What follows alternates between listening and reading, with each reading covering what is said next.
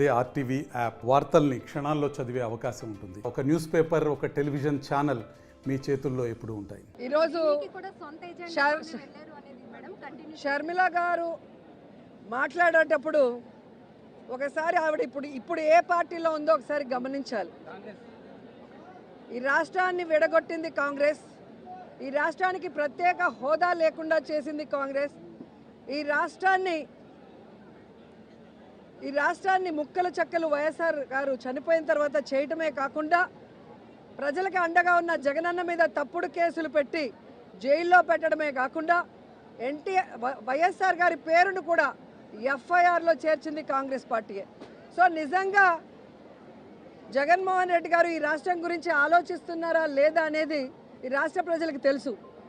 ఆయన ఎప్పుడు కేంద్రం వెళ్ళి మోడీ గారిని కానీ కేంద్ర మంత్రుల్ని కలిస్తే రాష్ట్ర ప్రయోజనాల కోసమే మాట్లాడుతున్నారు.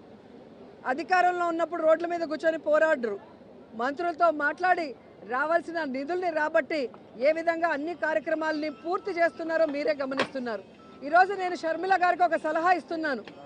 అమ్మ షర్మిల గారు, రేవంత్ గారు కాంగ్రెస్లోనే ఉన్నారు కదా, మనకి రావాల్సిన 6,000 కోట్ల రూపాయలని 6,000 కోట్ల రావాల్సిన వాటిని తీసుకురండి రేవంత్తో మాట్లాడి. అలాగే 1,80,000 కోట్ల ఉమ్మడి ఆస్తులు ఏవైతే ఉన్నాయో వాటన్నిటిని కూడా సోనియా గాంధీతో రేవంత్తో మాట్లాడి తీసుకురావాలి. ఊరికే ఆంధ్రప్రదేశ్లో వచ్చి విషం చెందితే ప్రజలు ఎవరు కూడా నమ్మే పరిస్థితి లేదు అని కూడా ఈ సందర్భంగా తెలియజేసుకుంటున్నా. కేవలం జగన్మోహన్ రెడ్డి గారి మీద విషం చిమ్మటానికే చంద్రబాబు నాయుడు, సోనియా గాంధీ ఈరోజు షర్మిల గారిని ఆంధ్రప్రదేశ్లో కాంగ్రెస్ పార్టీలో పెట్టి ఈ విధంగా టూర్లు పెట్టిస్తున్నారనేది చిన్న పిల్లోడిని అడిగినా కూడా చెబుతారు.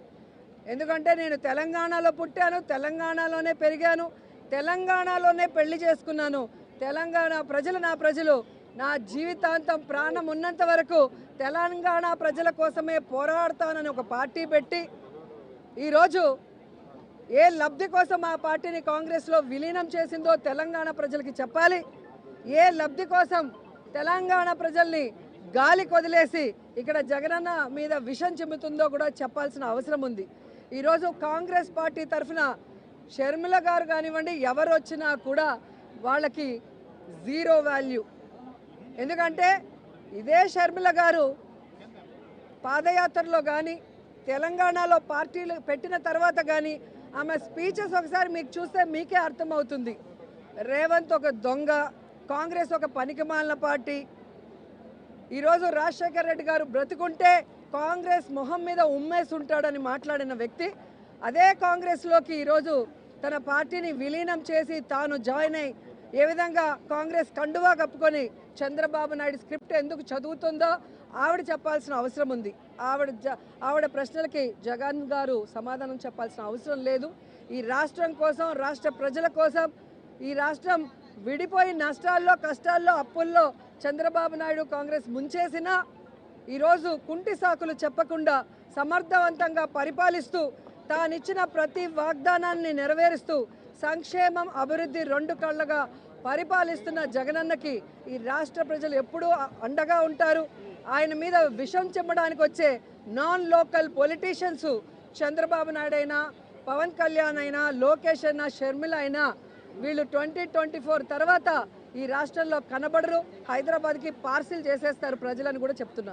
మరిన్ని వీడియోస్ కోసం ఛానల్ ని సబ్స్క్రైబ్ చేయండి. లేటెస్ట్ అప్డేట్స్ కోసం వాట్సాప్ ఛానల్ ని ఫాలో చేయండి. అండ్ లింక్ డిస్క్రిప్షన్ లో ఉంది.